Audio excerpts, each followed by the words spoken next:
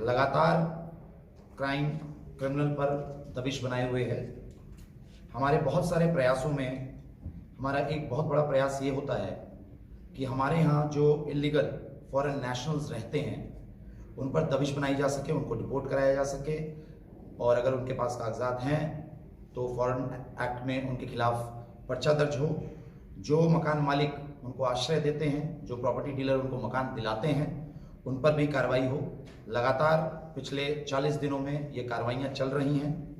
मैं आपके माध्यम से पहले ये बता दूं कि द्वारका जिला पुलिस में द्वारका जिला आने के बाद, यहाँ के चार्ज लेने के बाद, मैंने एक सेल की गठन की थी जिसका नाम कैफ रखा है हमने, सेल अगेंस्ट इलीगल फॉरेनर्स, जो ये इलीगल फॉरेनर्स को डिपोर्ट करती है और इनके खिलाफ जो मुकदमे बनते हैं वो कंसर्न थानों में करवाती है।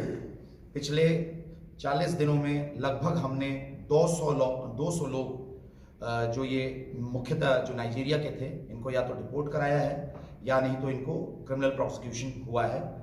और इनको जो रखने वाले लैंडलॉर्ड्स हैं और जो मकान दिलाने वाले प्रॉपर्टी डीलर्स हैं, उनके खिलाफ भी मुकदमे दर्ज किए गए हैं। इसी दिशा में एक बहुत बड़ी सफलता मिली है हमारे कैफ और एंटी नार्कोटिक्स सेल को। इनको एक सूचना थी कि एक नाइजीरियन, जिसका नाम ये रिवील हुआ है नामदी इलियास अकाबूजे, ये सन ऑफ अकाबूजे उली अकवा नाइजीरिया का रहने वाला है। इसकी उम्र 35 साल है। हमें ये पता चला कि एक बहुत बड़ा ड्रग पेडलर है और मोहन गार्डन में कहीं ऑपरेट करता है। तो हमने एक डेकॉय प्लान बनाया और ऑपरेशन वर्चस्व में मैंने हमेशा आपको एम्फसाइज किया है कि हम डेकॉय प्लान के थ्रू बहुत बड़ी बड़ी सफलताएं हासिल कर रहे हैं, चाहे वो एक्सचेंज ऑफ फायर में क्रिमिनल्स को पकड़ना हो, चाहे इस तरीके की ड्रग्स की रेड हो। तो वैसा ही डेकॉय प्लान बनाया गया और एसीपी विजय सिंह और सुभाष, एसआई सुभाष, जो नार्कोटिक्स सेल को देखते हैं और कैफ के भी इंचार्ज हैं, इन्होंने ट्रैप बनाकर इस नाइजीरियन को पकड़ा है। इसके से जो रिकवर हुआ है मैं आपको बता दूं, ये fine quality of 513 gram heroine है, जिसका इंटरनेशनल मार्केट प्राइस लगभग 5 करोड़ 13 लाख रुपए के लगभग है। और ये एक बड़ी सफलता है।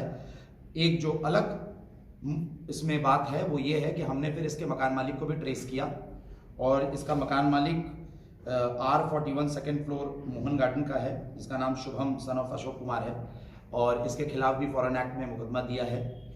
इस तरीके से क्योंकि ये जो नाइजीरियन है ये इलीगली विदाउट पासपोर्ट वीज़ा ये बांग्लादेश के रूट से घुसा था, और अब हम इसके सोर्सेज पे काम कर रहे हैं कि ये कहाँ से इतनी बड़ी कंसाइनमेंट ऑफ हीरोइन लेके आ रहा था, इस और कहाँ कहाँ इसके डिस्ट्रीब्यूशन चैनल्स थे, इन पर काम चल रहा है। और इस पर जितनी और सूचना आगे आएगी मैं आने वाले